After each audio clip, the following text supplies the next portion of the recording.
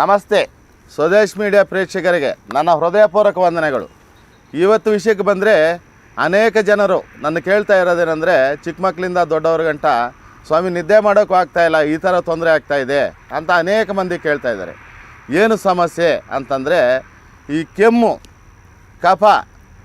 ಎಷ್ಟು ಹಾಸ್ಪಿಟ್ಲ್ಗೆ ಹೋಗ್ತೀವಿ ಸ್ವಾಮಿ, ಗುಳಿಗೆ ಹಾಕ್ಕೊತೀವಿ, ಇಂಜೆಕ್ಷನ್ ಹಾಕ್ಕೊತೀವಿ, ಒಂದಿನ 2 ದಿನ ಚೆನ್ನಾಗಿರುತ್ತೆ ಮತ್ತೆ ಬರುತ್ತೆ ಅಂತ ಅಂತಾರೆ. ಮುಖ್ಯವಾಗಿ ಏನಂದರೆ ನಮ್ಮ ಪ್ರಕೃತಿಯಲ್ಲಿ ನಮ್ಗೆ ತಾಯಿ ಕೊಟ್ಟಿರೋ ವರ ಎಲ್ಲದಕ್ಕೂ ಪರಿಹಾರ ಇದೆ ಅಂತ ನಾವು ಅರ್ಥಕೊಬೇಕು, ತಿಳ್ಕೊಬೇಕು. ನಮ್ಮಂಥವ್ರು ತಿಳಿಸ್ತೀವಿ, ಕೇಳಿ, ಏನೂ ಸಂದೇಹ ಇಲ್ಲ. ಏನಾನ ಅಂಥ ಸಮಸ್ಯೆಗಳೇನಾನ ಇದ್ದರೆ ಒಂದು ವಿಡಿಯೋ ಥರ ಮಾಡಿ ಕಳಿಸಿ, ಇಲ್ಲ ಅಂತಂದರೆ ಒಂದು ವಾಯ್ಸ್ ಮೆಸೇಜ್ ಕಳಿಸಿ, ನಾವು ನಿಮಗೆ ಪರಿಹಾರ ಹೇಳ್ತೀವಿ. ಹೇಳಲ್ಲ ಅಂತ ಏನಿಲ್ಲ, ಇವಾಗ ಹೇಳಿಲ್ಲ ಅಂದರೆ ಮಧ್ಯಾಹ್ನ ಆಗಲಿ ಸಾಯಂಕಾಲ ಆಗಲಿ ರಿಪ್ಲೈ ಕೊಟ್ಟೇ ಕೊಡ್ತೀವಿ. ಅದರಿಂದ ಏನೂ ಸಂದೇಹ ಪಡಬೇಕಾಗಿಲ್ಲ. ಈ ಸಮಸ್ಯೆಯಿಂದ ಅನೇಕ ಜನರು ಕಫ, ತುಂಬ ಕಫ ಸ್ವಾಮಿ, ಕೆಮ್ಮಂದರೆ ಕೆಮ್ಮು ಸ್ವಾಮಿ, ಕೆಮ್ಮು ಬಂತು ಅಂದರೆ ರಾತ್ರಿಯೆಲ್ಲ ಎದ್ದು ಕೂತ್ಕೊಬೇಕಾಗತ್ತೆ, ನಮ್ಮ ಮಕ್ಕಳು ನಿದ್ದೆ ಮಾಡ್ತಾಯಿಲ್ಲ, ನಮ್ಮಿಂದ ಎಲ್ಲರಿಗೂ ತೊಂದರೆ ಆಗ್ತಾಯಿದೆ ಅಂತ ಹೇಳ್ತಾರೆ. ಉಸಿರಾಟದ ತೊಂದರೆ ಸ್ವಾಮಿ, ಉಸಿರಾಡಲ್ಲ, ಕಫ ಸೇರ್ಕೊಂಬಿಟ್ಟಿದೆ, ಕಫ ಕಟ್ಬಿಟ್ಟಿದೆ ಅಂತ ಎಷ್ಟೋ ಜನ ಹೇಳ್ತಾರೆ. ಈ ಕಫಕ್ಕಾಗಲಿ ಉಸಿರಾಟದ ತೊಂದರೆಗಾಗಲಿ, ಇನ್ನೊಂದು ಜನ ಈ ಕೆಮ್ಮು ಅಂತಂದರೆ ಕಮ್ಮಿ ಆಗಲ್ಲ, ಆ ಥರ ಕೆಮ್ಮು ನೈಟ್ ಪೂರ್ತಿ ಕೂತ್ಕೊಂಡಿರೋರು ಇದ್ದಾರೆ. ಎಷ್ಟೋ ಜನ ಅದರಿಂದ ಹೋಗ್ತಾನೆ ಇಲ್ಲ, ಪರಿಹಾರ ತಿಳಿಸಿ ಅಂತ ಕೇಳ್ತಾ ಇದ್ದಾರೆ. ಇದಕ್ಕೆ ಪರಿಹಾರ ಅಂತಂದರೆ ನಮ್ಮ ಪ್ರಕೃತಿಯಲ್ಲಿ ಇಲ್ದಿರೋದು ಏನಿಲ್ಲ, ಎಲ್ಲರಿಗೂ ಪರಿಹಾರ ತಿಳಿಸ್ಕೊಡ್ತೀನಿ. ಒಂದೊಂದಾಗಿ ನೀವು ಖುದ್ದಾಗಿ ಬರ್ಕೊಳ್ಳಿ. ಇನ್ನೊಂದು ಮುಖ್ಯವಾಗಿ ಏನಂದರೆ, ವಿಡಿಯೋನ ಮೊದಲಿನಿಂದ ಲಾಸ್ಟ್ವರೆಗೂ ಕೊನೆ ಗಂಟ ನೋಡಿದ್ರೆ ನೀವು ಅದರಲ್ಲಿ ಏನು ಹೇಳಿರ್ತೀವಿ, ಅದಕ್ಕೆ ಏನು ಅನುಪಾನ ಮಾಡ್ಕೊಬೇಕು ಅಂತ ಎಲ್ಲ ತಿಳಿಸಿರ್ತೀವಿ. ನೀವು ಅದು ತಿಳ್ಕೊಬೇಕು. ಸ್ವಲ್ಪ ಜನ ಒಂದು ಮೂಲಿಕೆ ನೋಡಿಬಿಟ್ಟು ಇಮಿಡಿಯೇಟ್ ಗುರುಗಳೇ ಇದು ಹೆಂಗೆ ಮಾಡ್ಕೊಳ್ಳೋದು ಅಂತ ಕೇಳ್ತಾರೆ. ಲಾಸ್ಟ್ ಗಂಟ ನೋಡಿದ್ರೆ ತಿಳಿಸ್ತೀವಿ. ನಮ್ಮ ಚಾನಲ್ ಸಬ್ಸ್ಕ್ರೈಬ್ ಮಾಡ್ಕೊಳ್ಳಿ. ಈ ಥರ ಏನೇ ಸಮಸ್ಯೆ ಇದ್ದರೂ ನಾವು ತಿಳಿಸ್ತಾ ಇರ್ತೀವಿ. ಮೊದಲನೇದಾಗಿ ಇಷ್ಟಿಮದು ಅಂತೀವಿ. ಈ ಇಷ್ಟಿಮದು ಅಂದರೆ ಈ ಕೆಮ್ಮಿಗಾಗಲಿ ಕಫಕ್ಕಾಗಲಿ, ಕಫ ಕಟ್ ಮಾಡಿಬಿಟ್ಟು ವಾಯ್ಸು, ಈ ಗಾನ ಆಡೋರು, ಹಾಡುಗಳು ಆಡೋರೆಲ್ಲನೂ ಇದನ್ನು ಉಪಯೋಗ ಮಾಡ್ತಾರೆ. ವಾಯ್ಸ್ಟು ಅಷ್ಟು ಚೆಂದವಾಗಿ ಬರುತ್ತೆ, ಅಷ್ಟು ಕ್ಲುಪ್ತವಾಗಿರುತ್ತೆ. ಎರಡನೇದಾಗಿ ಆಡಿಸೋಗೆ ಅಂತೀವಿ. ಎಲ್ಲರೂ ಗೊತ್ತಿರುತ್ತೆ ಆಡಿಸೋಗೆ ಅಂದರೆ. ನಿಮಗೆ ನಮ್ಮ ಅರವಿಂದ್ ಸರ್ ಪಕ್ಕದಲ್ಲಿ ಡಿಸ್ಪ್ಲೇನೇ ಮಾಡ್ತಾರೆ ಎಲ್ಲರೂ. ನಾನು ಇನ್ನೊಂದು ಅರ್ಧಂಬರ್ಧ ತೆಲುಗು ಮಿಕ್ಸ್ ಮಾಡಿ ಹೇಳ್ತೀನಿ ಅಂದ್ಬಿಟ್ಟು ನಿಮ್ಗೆ ಅರ್ಥ ಆಗಲಿ ಅಂತ ಅವ್ರು ನೀಟಾಗಿ ಡಿಸ್ಪ್ಲೇ ಮಾಡ್ತಾರೆ, ನೀವು ನೋಡ್ಕೊಳ್ಳಿ. ಮೂರನೇದು ಕಾರೆಕಾಯಿ. ಆ ಕಾರೆಕಾಯಿ ಒಳಗಡೆ ಬೀಜ ತೆಗಿಬೇಕು. ಬೀಜ ತೆಗೆದ್ಬಿಟ್ಟು ಮೇಲ್ಗಡೆ ಸಿಪ್ಪೆ ಮಾತ್ರ ತೊಗೊಬೇಕು. ಸಿಪ್ಪೆ ತಗೊಂಡು ಕುಟ್ಟಿ ಪುಡಿ ಮಾಡ್ಕೊಬೇಕು.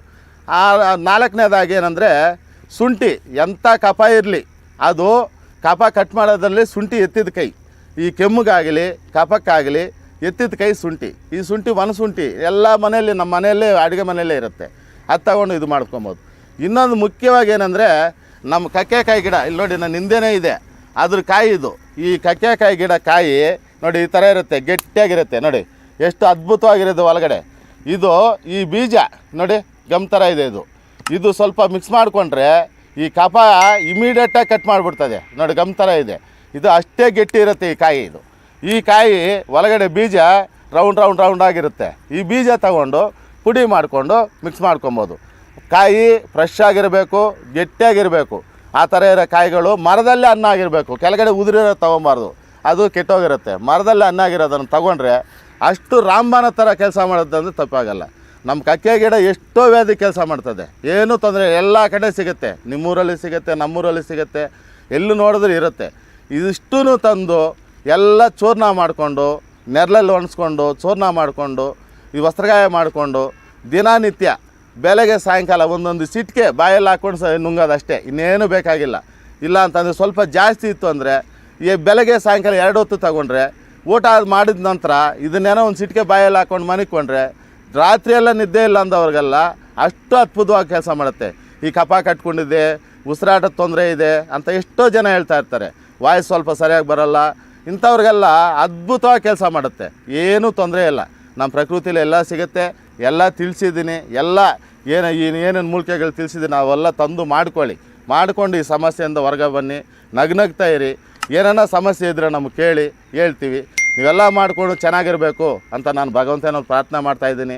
ಹಂಗೇನ ನಾವು ನಮಗೊಬ್ರಿಗೋಸ್ಕರ ನಾವು ಎಲ್ಲನೋ ಥರನಾ ನೀವು ಕೊಡಿ ಸ್ವಾಮಿ ಅಂತ ಎಷ್ಟೋ ಜನ ಕೇಳ್ತಾರೆ. ನಮಗೆ ಒಂದು ಸ್ವಲ್ಪ ಕೊಟ್ಟು ಕಳಿಸಿ, ನಾವು ಮಾಡ್ಕೊತೀವಿ, ಉಪಯೋಗ ಆಗುತ್ತೆ ಅಂತ.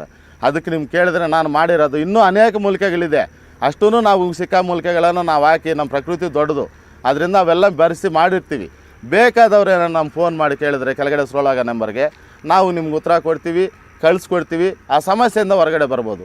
ಎಲ್ಲರೂ ಇಂಥ ಸಮಸ್ಯೆಗಳಿಂದ ಹೊರಗಡೆ ಬರಬೇಕು, ದೇವರು ಒಳ್ಳೆ ಆಶೀರ್ವಾದ ಕೊಡಬೇಕು, ನಗ್ತಾ ಇರಬೇಕು ಅಂತ ದೇವರಲ್ಲಿ ಪ್ರಾರ್ಥನೆ ಮಾಡ್ತಾ ಸರ್ವೇ ಜನ ಸುಖಿನೋ ಭವಂತು. ನಮಸ್ತೆ.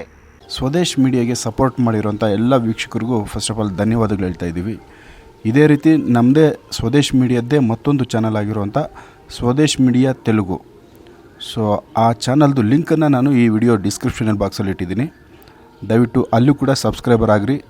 ತೆಲುಗುನಲ್ಲೂ ಕೂಡ ಕೆಲವೊಂದು ಹೊಸ ವಿಚಾರಗಳನ್ನ ಆರೋಗ್ಯದ ಬಗ್ಗೆ ಆಗ್ಬೋದು, ಬೇರೆ ಬೇರೆ ವಿಚಾರಗಳ ಬಗ್ಗೆ ಆಗ್ಬೋದು ತಿಳಿಸೋ ಪ್ರಯತ್ನ ಮಾಡ್ತಾಯಿದ್ದೀವಿ. ತಮ್ಮ ಸಹಕಾರ ಇದೇ ರೀತಿ ಅಲ್ಲೂ ಕೂಡ ಇರಲಿ ಅಂತೇಳಿ ನಾವು ಭಾವಿಸ್ತೀವಿ. ಧನ್ಯವಾದಗಳು.